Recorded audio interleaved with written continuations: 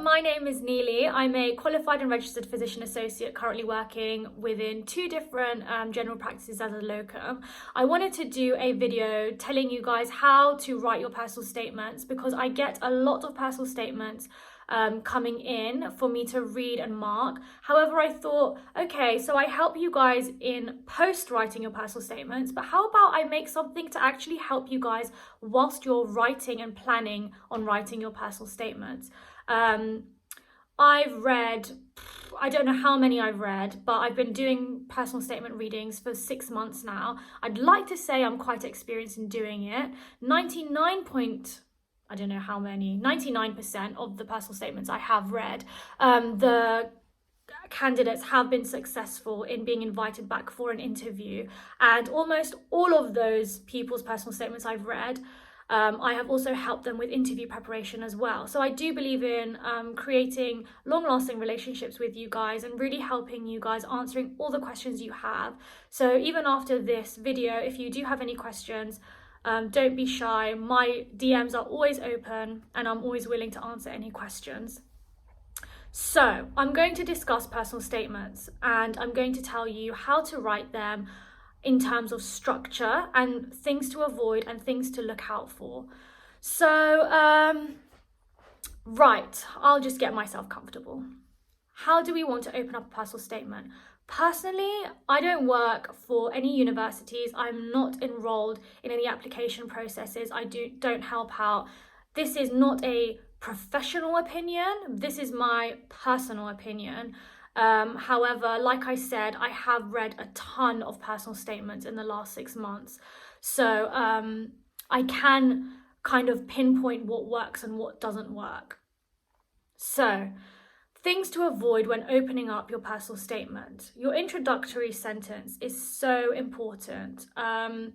It's not as important as our undergraduate personal statement, I would personally say. I think as a postgraduate, I know that currently there are 2 undergraduate programs within the UK for the physician associate program. However, for the majority of us, we are postgraduate entry-level students. So the main bulk of our personal statements is actually the body, which is the main section. However, in my opinion, there are certain no-nos and certain cliches I would advise against. And these include things such as any personal experiences within healthcare. So, for example, when I was 18, I was hospitalized because I had whatever it is that I had, meningitis, and the person looking after me, the physician associate or the doctor or the nurse, really inspired me to pursue a career in healthcare. Personally, I don't think that's good enough to change and start a career in healthcare. I think that it's a very big decision to make based off of one experience. You can start, like I said, these are all my personal opinions on the opening sentence. I personally would avoid that. I think it's very cliche. The other one I would avoid is I come from sort of a background whereby we don't have the NHS in place, and being within the United Kingdom, the NHS really inspires me to pursue a career in healthcare. Again, I would really avoid that. I personally, again, think it's cliche. The last one, well, the last 2 that I think are cliche is my brother, family member, friend, whoever it is, works in healthcare and they've really inspired me. Again, no, I can't, sorry, it's cliche. And there was one more that I wanted to include that I didn't really think. So another one that I see a lot of is working in healthcare has always been a passion of mine because I love to help others, or I love helping others, or it's just something about helping others. So that's a difficult one. It sounds cliche, but essentially if you're applying to work in healthcare, you must have a passion for helping others. It's the gift of the trade, really. So it's sort of a given. You don't really need to emphasize on that. because you're a postgraduate now. Like I said, there are more important things in choosing and pursuing a career in healthcare than wanting to give back or wanting to help others. It's a lot more than that. Okay, so what I think is a good way of opening up your personal statement. For example, having an undergraduate degree in pharmacology has really enabled and equipped me with the essential skills, knowledge, and experiences in pursuing a career as a physician associate. Now, I just made that off the top of my head, but that sounds quite professional. It's very to the point. I've included my undergraduate degree, and I've also included that I've gained something from my undergraduate degree that will be of service to not only my studies as a physician associate student, but also my career.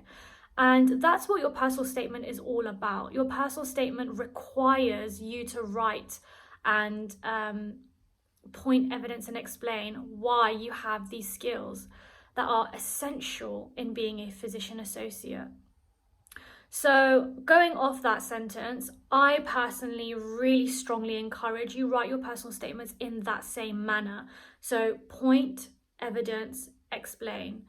Now I'm going to go through those.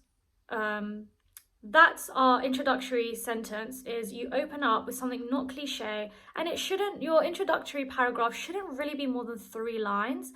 I think that's suffice.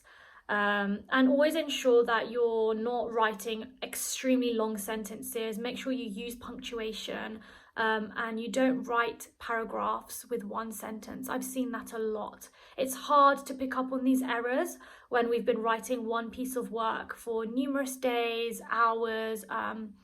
It becomes very easy to the eye. So that's why it's really good to get a second, third, fourth, however many people you can get to read your personal statements. I would strongly advise that if you've got siblings, friends. I usually tell students I should be your last resort. You should ask anyone else that you can beforehand. And once you're completely happy with your personal statements, send them over to me. However, obviously I understand not everyone has a network of people who they can trust with their personal statements. So again, I'm happy to help with those as well. But I really want to be the last point of contact and the last final draft to read, because I will be sending them back with a ton of suggestions and improvements. Okay, anyway, the main bulk is speaking about 4 or 5 of skills you have acquired in becoming the best physician associate candidate. And these skills should include communication, teamwork. The rest of them can be very individual. So for example, when I finished my undergraduate degree, I actually pursued a career in finance where I was employed in a private equity bank.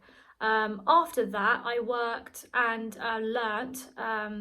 did a certificate and diploma in jewellery manufacturing and design. So I used those 2 experiences alongside voluntary work in an elderly care home, shadowing in a dental maxillofacial practice, and also working in a nursery. I used those experiences to match up with certain skills I thought were essential and crucial for becoming a physician associate student or pursuing a career as a physician associate. So for example, it could be so wacky. For example, I linked my jewellery making to being a good physician associate because I mentioned that working within the jewellery industry, it's so essential to be resourceful and not wasting precious metals, precious diamonds, things like that, precious stones. And I link that to working within the NHS, and that using resources is such a significant part of the job, because obviously we're very limited in the resources that we can use in the NHS. So honestly, your skills can range, and you can link so many different things to being a PA, including your undergraduate degrees. So we shouldn't take those for granted. At the end of the day, you guys have written a dissertation, which means that you are well in reading scientific knowledge and scientific papers. And that's a big part of being a PA, because there's constant new material being produced every day. And we need to be able to, if and when we require, to read through those and understand and critically appraise scientific papers. This will also benefit you, especially if you're applying for a master's program, because you will be required to use that skill as a student again. Other things such as working in a lab, there's an abundance of skills waiting for you to write about them. So even if you've gone straight from your undergraduate to applying for the PA program, there's so much you can write about purely based on any work experience you did during school, because I know most of us are from the UK and most of us do at least 2 weeks of work experience in high school or sixth form or whatever. So you can include those. Of course, I'm sure loads of you have relevant work experience or even work that you can write about too. So we're going to talk about point, evidence, and explanation, and what does that mean? Why do I keep saying it? Why do I think it's so important? So I'm going to use an example. I'm going to tell you the example first, and I'm going to explain how I have done it as a point, evidence, explanation. So when I worked in a nursery a long time ago as a summer job during my final year of university, I was required to spend time with the children. That's it really. Just look after them, make sure they're safe, make sure they're hygienic, things like that. And throughout working there, I realized how important communication was. And these kids, they ask you so many questions, why do I have to do this? Or why do I have to do that? And every single day, my job was to explain to the children why it was important for them to wash their hands after they've used the bathroom. Now, if any of you guys have tried to explain things to children, you will know how difficult it can be. So I'm trying to relate this skill I learned working in a nursery to being a physician associate. How am I going to do that? So I'm going to point it. My point is I have gained good communicational skills. My evidence is I have gained good communicational skills through working in a nursery as a nursery assistant or whatever it is that your role was. Now, my explanation is going to cover different aspects depending on what you're talking about. So mine is going to cover the fact that during my work experience or during my employment, I had to explain difficult adult information to children from the ages of 2 to 4 years old. Now, this is an essential skill as a physician associate where they have to explain medical terminology into layman's terms to patients.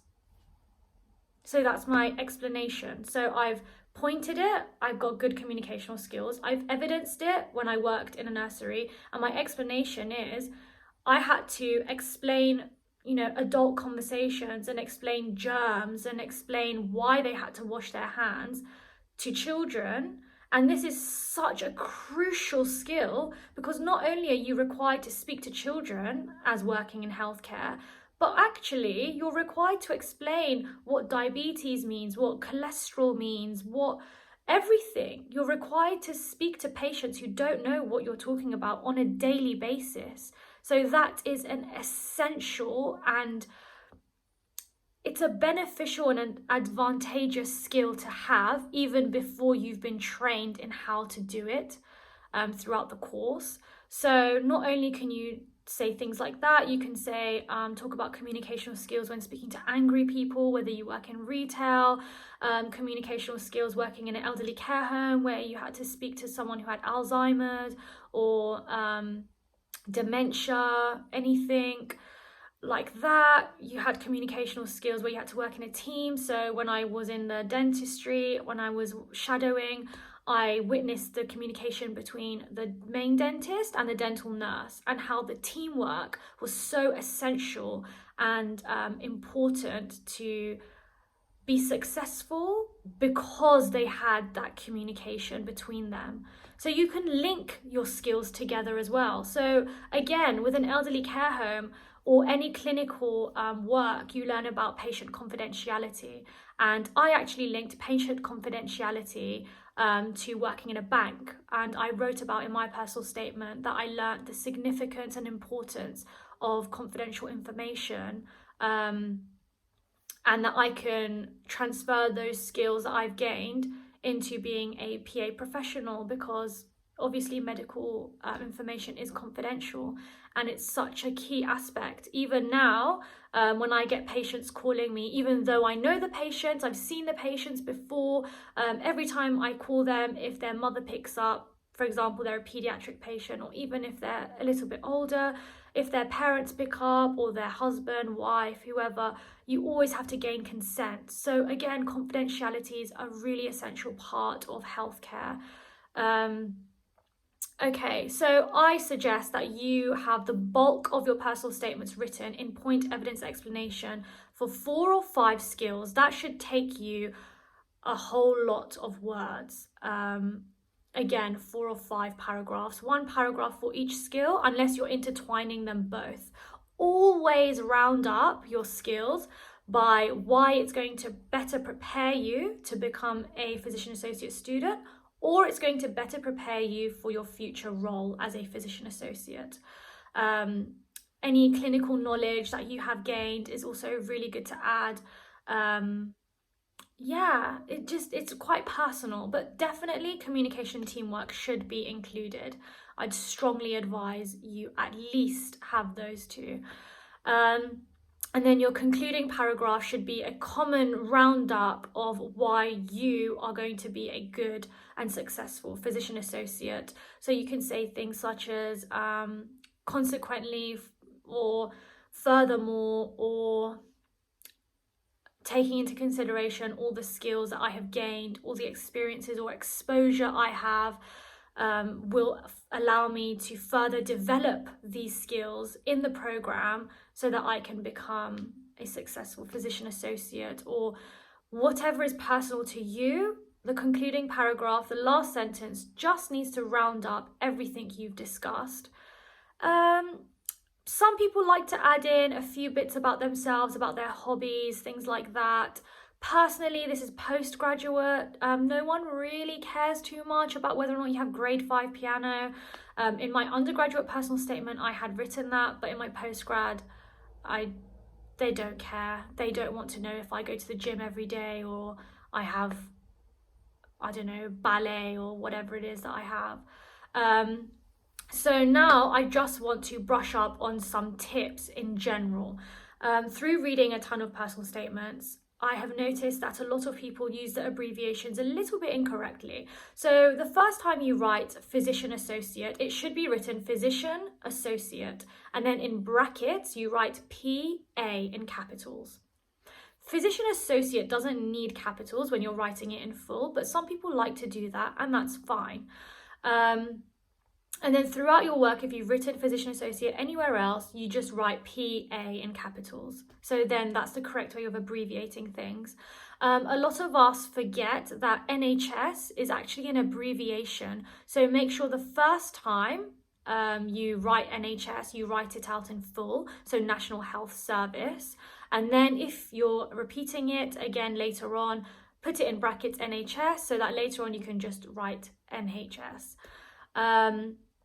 Other things I already told you guys about, making sure you don't write long sentences, and structuring of sentences, really important, really tricky. A lot of us find it difficult. How to not story tell. Personal statements are facts, okay? They are, sorry, my laptop keeps going in screensaver mode. But anyway, personal statements are facts. They are not, you are not telling a story about yourself. You are showcasing your skills and experiences. So you need to be very to the point. You do not have words to waffle with. You cannot afford that. So I hope that that was really helpful. Obviously, I don't know, might not be helpful, but I hope it was helpful. And I hope that you guys take into consideration the advice I have given before writing your personal statements. And even if it's still not come to that time yet, or you're in the process of doing it, try and include some of the tips I have shared with you guys. They work really well. Like I said, I'm always open to reading personal statements and helping you guys with it. It's something that I've actually become extremely passionate about, and it's become a very big hobby of mine. I don't usually tend to enjoy doing many things outside of having fun, but this is actually deemed to be one of the things I really do enjoy doing. I do want to share just some advice to everyone. If you are getting your personal statement read by anyone in general, including myself, please make sure they have experience reading personal statements, especially postgraduate level of work. I think it's really important making sure that the person on the other end reading your personal statement, especially if you're paying for that service, that they know what they're talking about and they know what to look out for. They know how to make those changes for you and really help. I have had a lot of people previously sending me their personal statements where I've sent it back to them and they've been absolutely gobsmacked at how many changes I have made because they have sent it to previous PAs as well. And yeah, I know there are a lot of other PAs doing this service and also PA students doing this service. I encourage that. That's absolutely fine. Just make sure that you're getting what you are paying for, and just make sure that you trust that person. It's really important, and being able to speak to that person afterwards as well is really important. So I hope that this was helpful. I've now rambled on for almost 22 minutes and I'm going to love you all and leave you. Let me know if you have any questions or any concerns, or you'd like your personal statement read. Bye.